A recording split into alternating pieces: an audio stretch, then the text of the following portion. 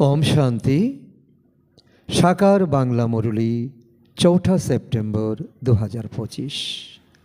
आज के बाबा बोलेছেন मिष्टि बाच्चारा संगमेই प्रेमेर सागर बाबा তোমাদের প্রেমেরই উত্তরাধিকার দেন, তাই তোমরাও সকলকে প্রেম বিতরণ করো, ক্রোধ করো না। তো আজকে জ্ঞানের সাগর বাবা, প্রেমের সাগর বাবা যেই মহাবাক্য আমাদের শুনিয়েছেন তার মর্মার্থ হলো এই যে প্রেম দিয়ে দুনিয়ার কঠিন কাজও খুব সহজ করে ফেলা যায়, ক্রোধ দিয়ে নয়। এর সম্পূর্ণ শক্তি পিতা পরমাত্মার কাছেই আছে। আজকে আমরা দুনিয়াতে তো প্রেম শব্দটিকে অন্যভাবে ব্যবহার করি, বাস্তবে তা হলো পিতা পরমাত্মার উত্তরাধিকার। প্রেম নিজে একটা শক্তি, নিজে একটা গুণ, আর আমাদের আত্মা হলো শতগুণী। তো শতগুণের মধ্যে একটা মহান গুণ হলো, একটা মহান শক্তি হলো প্রেম শক্তি।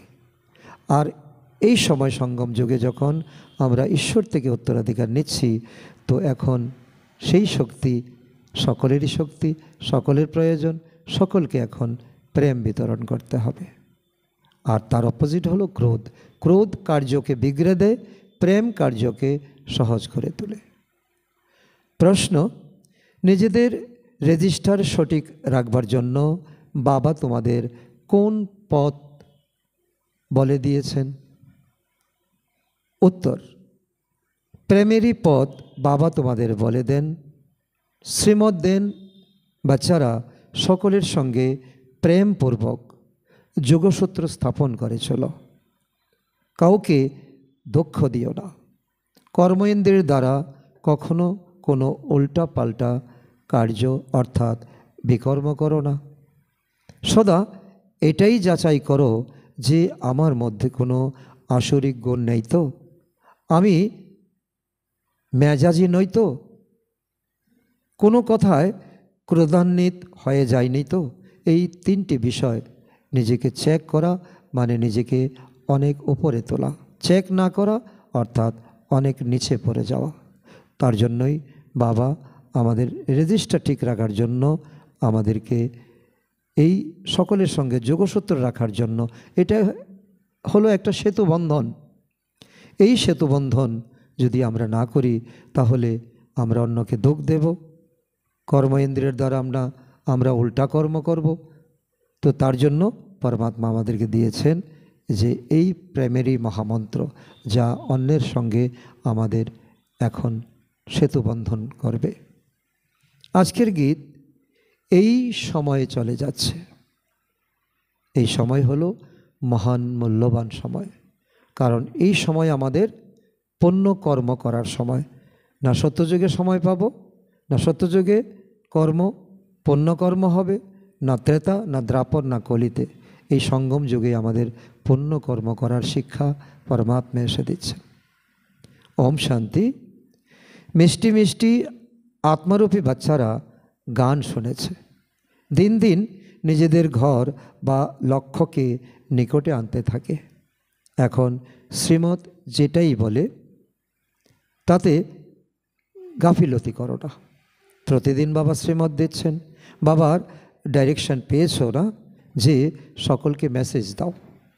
বাচ্চারা জানে যে লক্ষ লক্ষ কোটি কোটিদের কাছে এই মেসেজ পৌঁছে দিতে হবে।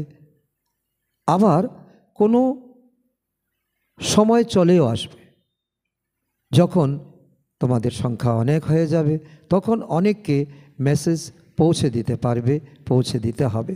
বাবার মেসেজ সকলেই পাবে। মেসেজ তো অতি সহজ, শুধু বলো নিজেকে আত্মা নিশ্চয় করে পিতা পরমাত্মাকে স্মরণ করো, আর কর্ম ইন্দ্রিয়ের দ্বারা মন বাণী কর্মে কোনো খারাপ কর্ম করো না।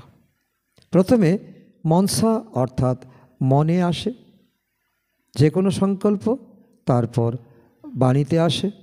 তোমাদের এখন সঠিক ব্যাঠিক বোঝার মতো বুদ্ধি চাই। এ হলো পুণ্যকর্ম তো এটা করা উচিত। এই সময়পূর্ণ কর্ম করার। আর এখন তোমাদের বুঝও হয়েছে, বাবাকে স্মরণ করলে তোমরা অটোমেটিক পুণ্যাত্মা হয়ে যাবে। তো এমনও নয় তো আচ্ছা করে ফেলেছি পুনরায় আর করব না, এইভাবে বারবার বলতে বলতে তোমাদের খারাপ অভ্যাসে পরিণত হয়ে যাবে। মানুষ এরকম কর্ম করে মনে করে তো এ তো পাপ নয়। বিকারকে পাপ মনেই করে না, বলে কি না এটা প্রাকৃতিক। তো এখন বাবা বলছেন তো এ হলো সর্বাপেক্ষা বড় পাপ হলো কাম বিকার। এর উপরে বিজয় প্রাপ্ত করতে হবে। আর সকলকে বাবার মেসেজ দিতে হবে যে বাবা বলেছেন আমাকে স্মরণ করো, আমি যেমন যে রূপ ঠিক তেমনভাবে সেই রূপে আমাকে স্মরণ করো। মৃত্যু কিন্তু সামনে উপস্থিত। যখন কেউ মৃত্যুকালে উপনীত হয় তখন তাকে বলা হয় গডফাদারকে, পিতা পরমাত্মাকে, ঈশ্বরকে, রামকে স্মরণ করো। তো রিমেম্বার গডফাদার। তারা মনে করে তো এই স্মরণ করলে, এই নাম উচ্চারণ করলে গডফাদারের কাছে চলে যাবে।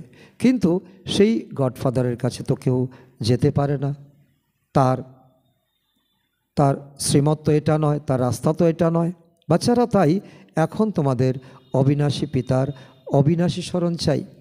তুমি নিজেকে আত্মা মনে করবে, পিতা পরমাত্মাকেও আত্মা অর্থাৎ সুপ্রিম, তিনি পরম আত্মা মনে করে ওনার থেকে তুমি 7 গুণ নেবে আত্মার।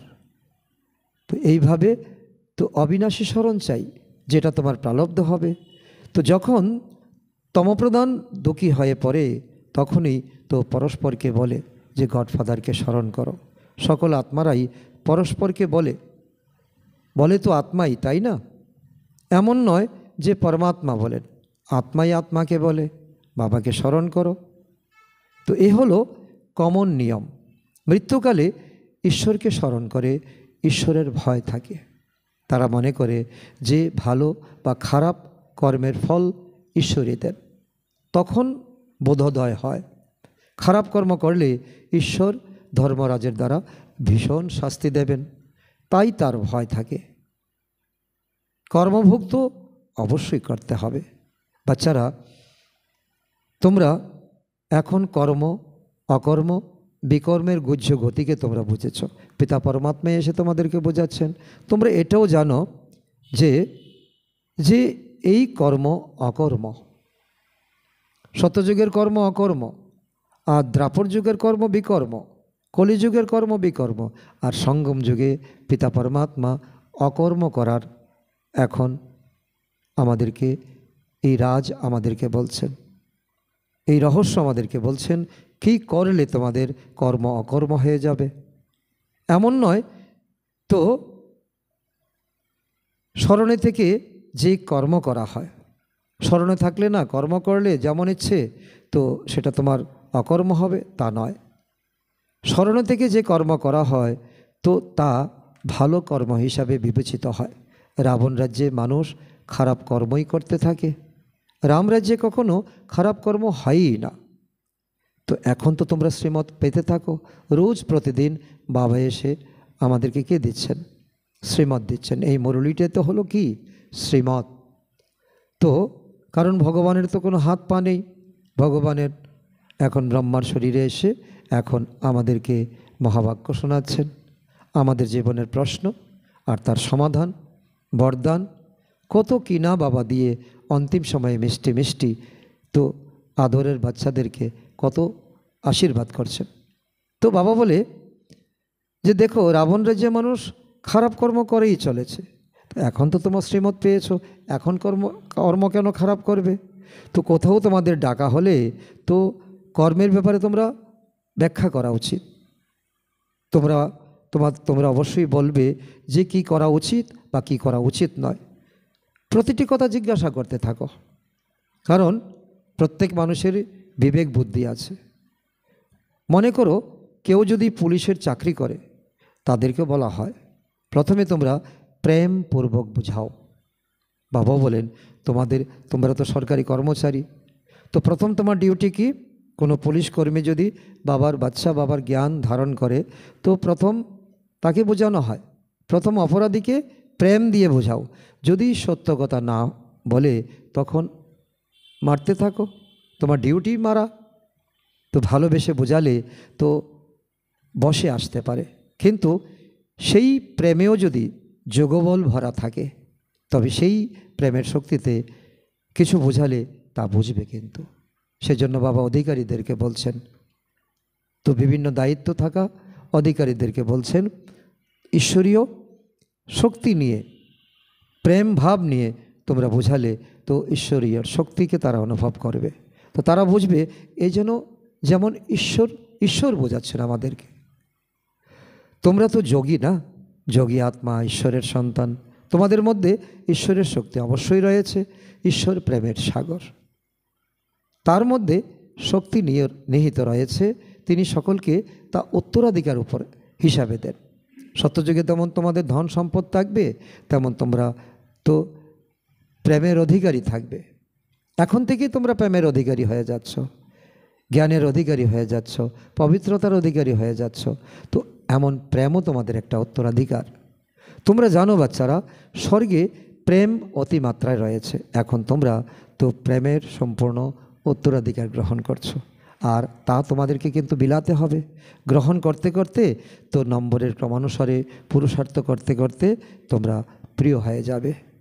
ঈশ্বর তোমাদেরকে ভালোবাসবেন, আর তোমরাও দেখবে ঈশ্বরের খুব কাছাকাছি এসে গেছো। তো বাবা বলেন, কাউকে দুঃখ দিও না, ভুলেও কাউকে দুঃখ দিও না, তা না হলে দুঃখী হয়ে মৃত্যুবরণ করবে। বাবা প্রেমের পথ বলে দেন। প্রেমের পথই হলো সঠিক পথ, সহজ পথ। মনসা অর্থাৎ মনে এলে তা চেহারাতেও কিন্তু পরিবর্তন হয়। আমার মধ্যে ক্রোধ আসলো, আমার মধ্যে তো ভয় আসলো, তা আমার চেহারার মধ্যে কিন্তু দেখা দেবে। কর্মেন্দ্রের দ্বারা কার্য সম্পন্ন করে ফেললে তখন রেজিস্টার কিন্তু খারাপ হয়ে যায়। তার জন্য প্রথমে আমাদের ফিল্টার কোথায়? মনে। মনে চিন্তা করার সময় তখন ফিল্টার দিয়ে কাজ করা, যে না আমি কথাটা মুখে বললেই কিন্তু খারাপ হয়ে যাবে, চোখ দিয়ে দেখলেই খারাপ হয়ে যাবে, কান দিয়ে শুনলেই খারাপ হয়ে যাবে। তো দেবতাদের দেখো, দেবতাদের আচার আচরণের গায়ন হয় না? সেজন্য বাবা বলেন তো দেবী দেবতার পূজারীদেরকে বোঝাও, তারা মহিমা কীর্তন করে যে আপনি সর্বগুণ সম্পন্ন, ষোলকলা সম্পন্ন, আর নিজের তো চালচলনের কথা শোনায়। আমি ছল, নীচ, তো পাপী এমন নিজেকে বলতে থাকে। তখন তাদের বোঝাও যে তোমরাও এরকম ছিলে, তোমরা এরকম দেবী দেবতা ছিলে, তো এ নেই, এই এখন তোমাদের মধ্যে নেই, পুনরায় তোমাদের মধ্যে আসতে পারে। তোমরা নর থেকে নারায়ণ হতে পারো, তোমাদের এরকম দেবতা হতে হবে। তাই নিজেদের চালচলন এরকম অর্থাৎ দেবতার মতো রাখো, তবেই তোমরা দেবতুল্য হয়ে যাবে, দেবতার দুনিয়াতে এসে যাবে। নিজেকে যাচাই করতে হবে, আমরা কি সম্পূর্ণ নির্বিকারী হয়েছি? আমাদের কর্মেন্দ্রিয়কে কোনো ধোঁকা দিচ্ছে? তো আমাদের মধ্যে কোনো আসরিক গুণ নেই তো? কথায় কথায় আমি ক্রোধী হয়ে যাই না তো? মেজাজি হয়ে পড়ি না তো? এইভাবে নিজেকে বিশ্লেষণ করা, এইভাবে নিজেকে নিরীক্ষণ করা। অনেকবার তোমরা পুরুষার্থ করেছো, বাবা বলেন তোমাদের এরকম দুনিয়াতে যেতে হবে, এরকম হতে হবে, এটা যে তোমাদের এইম অবজেক্ট। তো রচনাকারও হাজির এখন, তিনি বলেন প্রতিকল্পে তোমাদের এভাবে রচনা করি। কল্পপূর্বে যারা এই জ্ঞান গ্রহণ করেছিল তারা অবশ্যই এখানে আসবে। জ্ঞান গ্রহণ করার জন্য তাদের পুরুষার্থ করানো হয়, আবার তারা দুশ্চিন্তা মুক্ত থাকে। ড্রামা এভাবে নির্ধারিত রয়েছে। এই জন্য বাবা বলেন তো নবজ দেখে জ্ঞান দাও, শিরাটাকে দেখো, ডাক্তার যেমন শিরা দেখে, তো বোঝা যায় যে তার ভাগ্যে নেই। শুরুতে তো এমনই কেউ বিগড়ে গিয়েছিল, তো ভাগ্য ছিল না, বলেছিল তারা কি বলেছিল, ড্রামায় নির্ধারিত থাকলে ড্রামা আমাকে দিয়ে পুরুষার্থ করিয়ে নেবে। ব্যাস জ্ঞানকে ছেড়ে দিল, তো ড্রামাকে উল্টাভাবে ব্যবহার করলো। তো এরকম তোমরাও কিন্তু অনেককে এরকমভাবে পাও। তোমাদের কাছে বিভিন্ন ধরনের আত্মা আসবে, কেউ বলবে ড্রামাতে থাকলে ড্রামার জ্ঞান বুঝেই নি, সে বলছে ড্রামাতে থাকলে ড্রামা আমাকে দিয়ে করিয়ে নেবে। তো এটা হলো দুর্বল আত্মার লক্ষণ। তোমরাও কিন্তু এমন অনেক উদাহরণ পাও। তোমাদের এইম অবজেক্ট এখানে দাঁড়িয়ে রয়েছে না, তো ব্যাজও তোমাদের কাছে রয়েছে। তো ব্যাজও রয়েছে, যেমন নিজেদের পোতামিল দেখো তো তেমন ব্যাজটাও দেখো, নিজেদের চালচলনও দেখো। তো বাবা আমাকে মেডেল দিয়েছেন, তো আমার 5 কর্ম ইন্দ্রিয় কেমনভাবে চলছে। কখনো দৃষ্টি ক্রিমিনাল হয়ে যায় না তো, মুখ থেকে যেন কোনো খারাপ কথা নির্গত না হয়, এটাই সতর্কতা। মন্দ কথা বলার মানুষ যখন থাকবে না, তখন কান শুনবে কেমন করে, যেটা সত্যযুগ তার উদাহরণ। সত্যযুগে সকলে দৈবী গুণ সম্পন্ন হবে, আর এখান থেকে তোমাদের ট্রেনিং হচ্ছে। খারাপের কোনো কথাই নেই সত্যযুগে। তো আর দেবী দেবতারা বাবার দ্বারা প্রারব্ধ প্রাপ্ত করছেন। এই সময় সারা দুনিয়াতে কত লক্ষ লক্ষ আত্মা পড়াশোনা করছে, তার মধ্যেই তো বাছাই করে 9 লাখ হবে। তো এই কথা সকলকে বলো যে বাবাকে স্মরণ করো, তবেই তো তোমাদের বিকর্ম বিনাশ হয়ে যাবে। তো এর মধ্যে নোকসানের কোনো কথা নেই, হলে লাভ হবে আর নোকসান তোমার কিছু হবে না। আত্মাই সংস্কার নিয়ে যায়। সন্ন্যাসী হলে তখন আবার সন্ন্যাস ধর্মে চলে আসবে, তাদের বৃক্ষ বৃদ্ধি পেতেই থাকে। এই সময় তোমরা পরিবর্তিত হয়ে যাচ্ছ, তোমরা দেখছো ধীরে ধীরে আমরা এগিয়ে যাচ্ছি। মানুষই দেবতায় পরিণত হয়। সকলে কি একসঙ্গে আসবে সত্যযুগে? না, তারা আসবে না। তো আসবে যারা ক্রমানুগতিতে পুরুষার্থ করেছে, যার যতটা নাম্বার, যেমন 100-র পরে 99, এইভাবে ধীরে ধীরে আসতে থাকবে। তো ড্রামায় কোনো অভিনেতা সময় না হলে স্টেজে চলে আসবে কি? না, আসবে না, ভেতরে বসে থাকবে গ্রিন রুমে। যখন সময় হয় তখন তো বাইরে স্টেজে আসে নিজের পার্ট প্লে করতে। তো ওটা হলো পার্থিব জগতের নাটক, এই হলো অসীম জগতের নাটক। বুদ্ধিতে থাকে যে আমাদের অর্থাৎ অ্যাক্টরদের নিজের নিজের সময় অনুসারে এসে নিজের নিজের পার্ট প্লে করতে হবে। তো এখন বাবা আমাদেরকে হদ এবং ব্যাহদের দুটোই আমাদের অভিজ্ঞতা করাচ্ছেন। তো এই হলো অসীম জগতের বৃহত্তম কল্প, 5000-এর কল্প।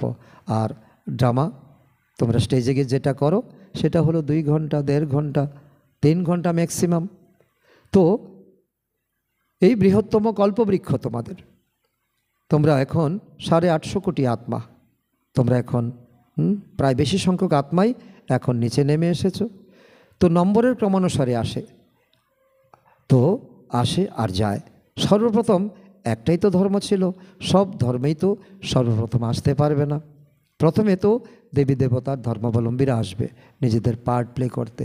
তাদের ডিগ্রি কত থাকবে? 16 কলা, তাও আবার নম্বরের ক্রম অনুসারে। তো কল্পবৃক্ষের রহস্যকে বুঝতে হবে।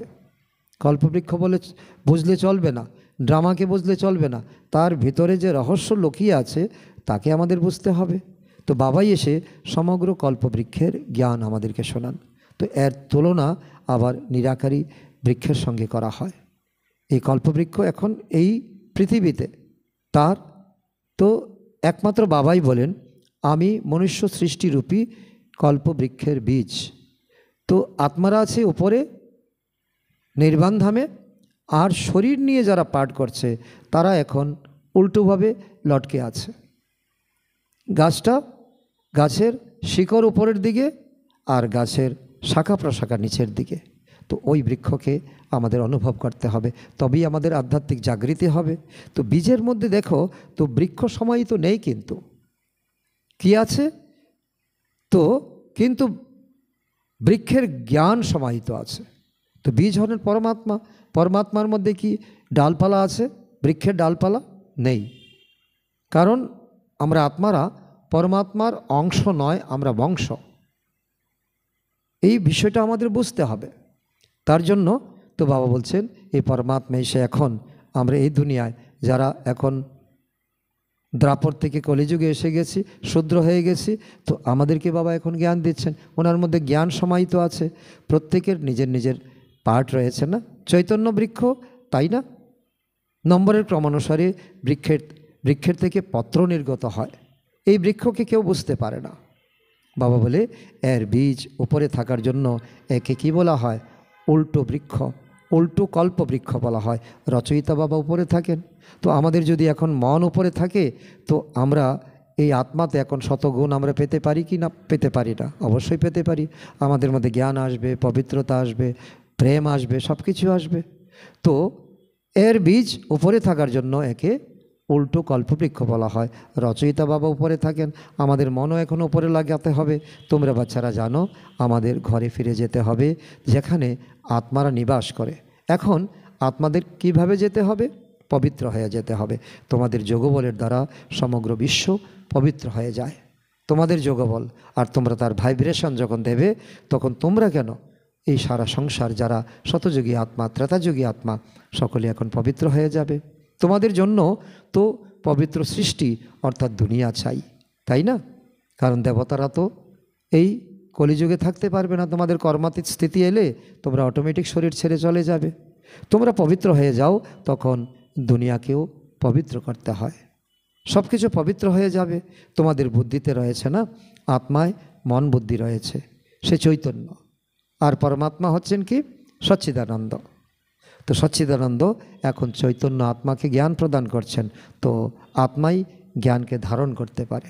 বারবার বাবা আমাদেরকে, তো কত বাবা আমাদেরকে দয়ার সাগর প্রেম দিয়ে আমাদেরকে বোঝাচ্ছেন। তাই মিষ্টি মিষ্টি বাচ্চাদের বুদ্ধিতে সমগ্র এই রহস্য থাকা উচিত, কিভাবে আমরা পুনর্জন্ম নেই। তোমাদের 84 চক্র যখন সম্পূর্ণ হয়, তখন সকলেই সম্পূর্ণ হবে, সকলেই পবিত্র হয়ে যাবে। এই অনাদি পূর্ব নির্ধারিত ড্রামা 1 সেকেন্ডও কিন্তু থেমে নেই, টিক টিক টিক টিক করে চলছে।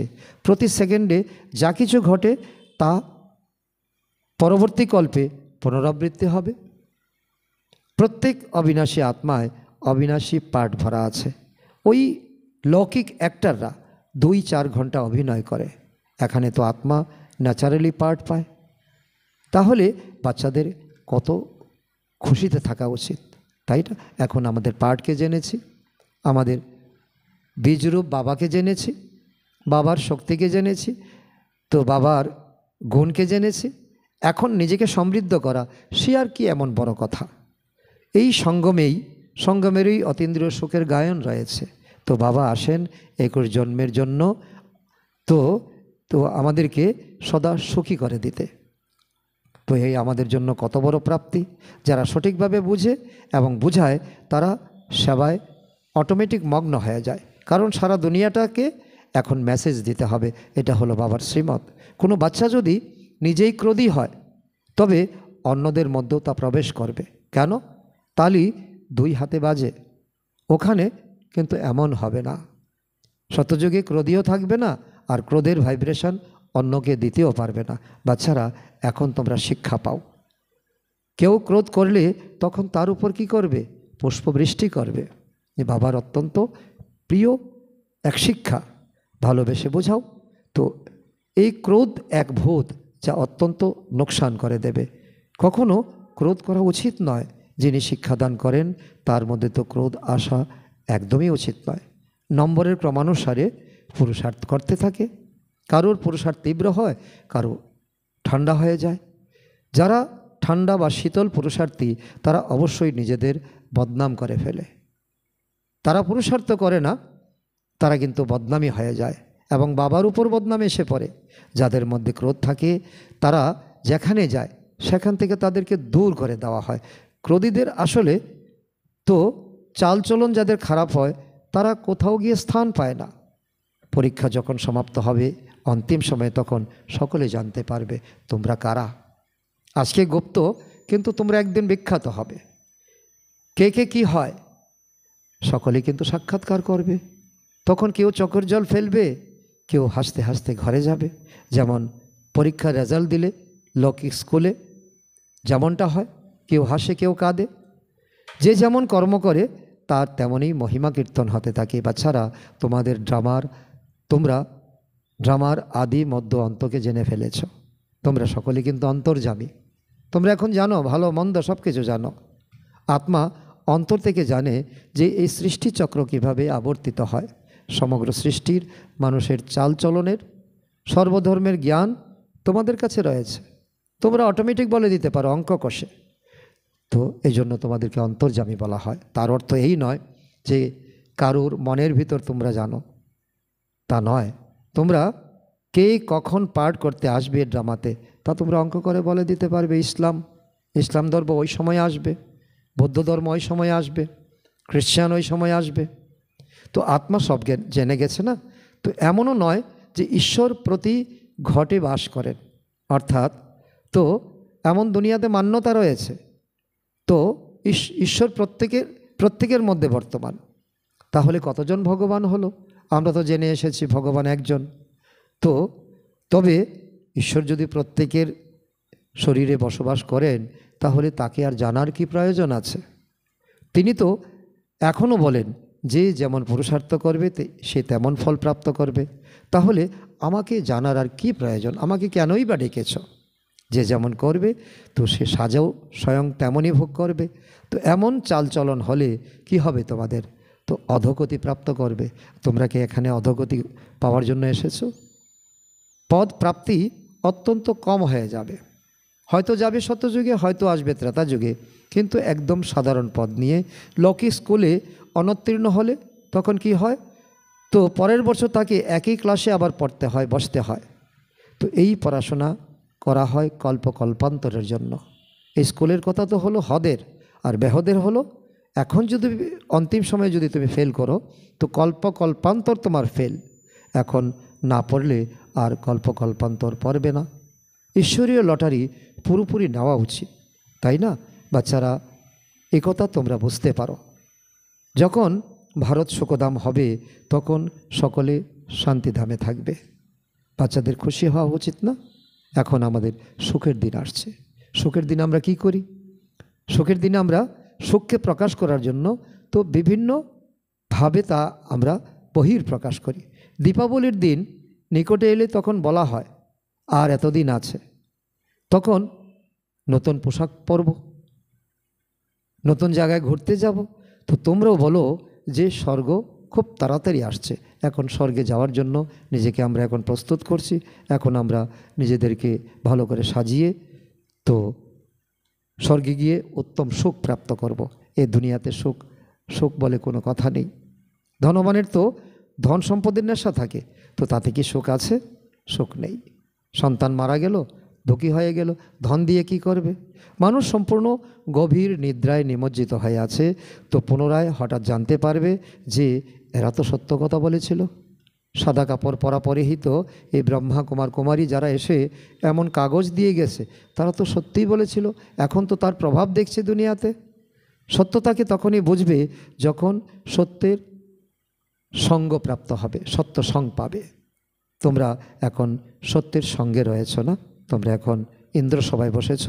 তোমরা সত্য হও সত্য পিতার দ্বারা। ওরা সকলে অসৎ হয় অসত্যের দ্বারা। কত সুন্দর বাবা আমাদেরকে ক্লিয়ার করে বোঝাচ্ছেন। এখন কন্ট্রাস্টও ছাপানো হচ্ছে যে ভগবান কি বলেন আর মানুষও কি বলে।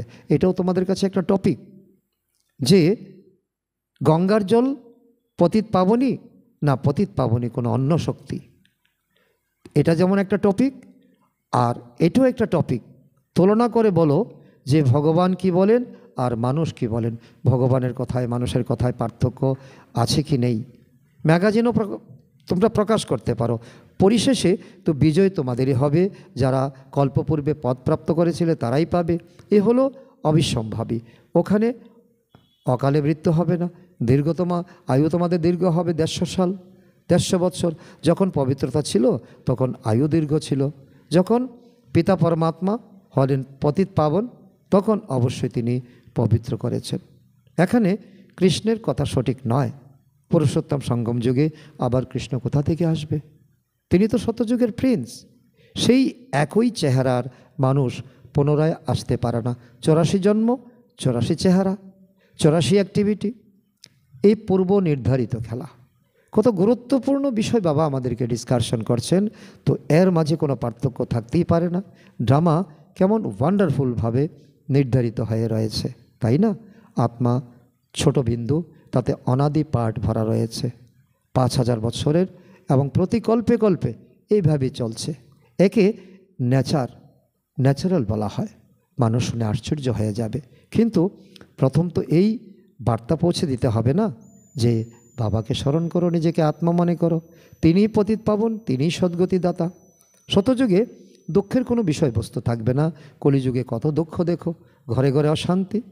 কিন্তু এই কথা বুঝে নম্বরের ক্রমানুসারে কিছু লোক বুঝে, বাকিরা তো বুঝেই না। আর যখন বিপদে পড়ে তখন কিন্তু ঠিকই বুঝে।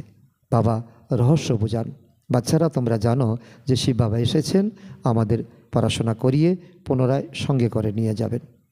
তো এখানে মধুবনে যারা সঙ্গে রয়েছে তাদের থেকে যারা বন্ধনে আবদ্ধ, যাদেরকে তো সেন্টারে আসতে দেওয়া হয় না, তারা কিন্তু এই মধুবন নিবাসীর থেকে বা বন্ধন মুক্ত থেকে তারা অনেক বেশি স্মরণ করে। কারা? যারা বান্ধিলি, যাদেরকে বন্ধনযুক্ত করে দেওয়া হয়েছে, যাদেরকে বাবার কাছে আসতে দেওয়া হয় না, তারাই কিন্তু উচ্চ পদ লাভ করে। এও বুঝবার মতো বিষয়, তাই না? তো বাবার স্মরণে অত্যন্ত বেকুল হয়ে যাওয়া উচিত, এবং তারা যায়ও। বাবা বলেন, বাচ্চারা স্মরণের যাত্রায় থাকো, দৈবিক গুণ ধারণ করো, তবেই বন্ধনমুক্ত হয়ে যাবে, পাপের ঘোড়া সমাপ্ত হয়ে যাবে। আচ্ছা, মিষ্টি মিষ্টি হারানিধি বাচ্চাদের প্রতি মাতা পিতা বাপদাদার স্মরণের স্নেহ সুমন আর সুপ্রভাত। আত্মাদের পিতা তার আত্মারূপী বাচ্চাদেরকে জানাচ্ছেন নমস্কার। আমরা আত্মারূপী সন্তানরা আমাদের মাতা পিতা বাপদাদাকে জানাই স্মরণের স্নেহ সুমন, সুপ্রভাত ও নমস্কার। ধারণার জন্য মুখ্য সার 1 নম্বর, নিজের আচার আচরণ দেবতাদের মতো হতে হবে, করতে হবে। কোনো ইভিল কথা বলা উচিত নয়। এই চোখ যেন কখনো ক্রিমিনাল না হয়, সিভিল হতে হবে। নাম্বার 2, ক্রোধের ভূত অত্যন্ত ক্ষতি করে। তালি 2 হাতে বাজে, তাই কেউ ক্রোধ করলে সেখান থেকে নিজেকে সরিয়ে নিতে হবে, তাদের প্রেমপূর্বক বোঝাতে হবে। আজকের বরদান, ত্যাগ, তপস্যা আর সেবা ভাবের বিধির দ্বারা সদা সফলতা স্বরূপ হব। সফলতা আমাদের জন্মসিদ্ধ অধিকার। ত্যাগ আর তপস্যাই হলো সফলতার আধার। ত্যাগের ভাবনা যুক্ত আত্মারাই সত্যিকারের সেবাদারী হতে পারে। ত্যাগের দ্বারাই নিজের আর অন্যদের ভাগ্য তৈরি হয়, আর দৃঢ় সংকল্প করা, এটাই হলো তপস্যা। তো ত্যাগ, তপস্যা আর সেবা ভাবের দ্বারা অনেক লৌকিকের ভাব সমাপ্ত হয়ে যায়। কারণ এখন বাবা আমাদেরকে বেহদের বৈরাগী করে তুলছেন। সংগঠন শক্তিশালী হয়, একজন বললে অন্যজন করবে, এটাই হলো সংগঠনের নিয়ম। কখনো তুমি আমি, আমার তোমার আসে না, তাহলে সফলতা স্বরূপ নির্বিঘ্ন হতে পারবে। স্লোগান, সংকল্পের দ্বারাও কাউকে দুঃখ না দেওয়া, এটাই হলো সম্পূর্ণ অহিংসা। আজকের অব্যক্ত ইশারা, এখন লগনের অগ্নিতে প্রজ্বলিত করে যোগের জ্বালারূপ বানাও। যোগের জ্বালারূপ বানানোর জন্য সেকেন্ডে বিন্দু স্বরূপ হয়ে মন বুদ্ধিকে একাগ্র করার অভ্যাস বারংবার করো। স্টপ বললে আর সেকেন্ডে ব্যর্থ দেহভান থেকে মন বুদ্ধি একাগ্র হয়ে যাবে। এটাই হলো পাওয়ারফুল ব্রেক। এরকম কন্ট্রোলিং পাওয়ার সারাদিনে ইউজ করো বারবার। পাওয়ারফুল ব্রেক দ্বারা মন বুদ্ধিকে কন্ট্রোল করো। যেখানে মন বুদ্ধিকে একাগ্র করতে চাও সেখানে সেকেন্ডে একাগ্র হয়ে যাবে। এটাই হলো তো জ্বালারূপী যোগ। আজকের সমান আমি সফলতা স্বরূপ আত্মা। আচ্ছা, ওম শান্তি।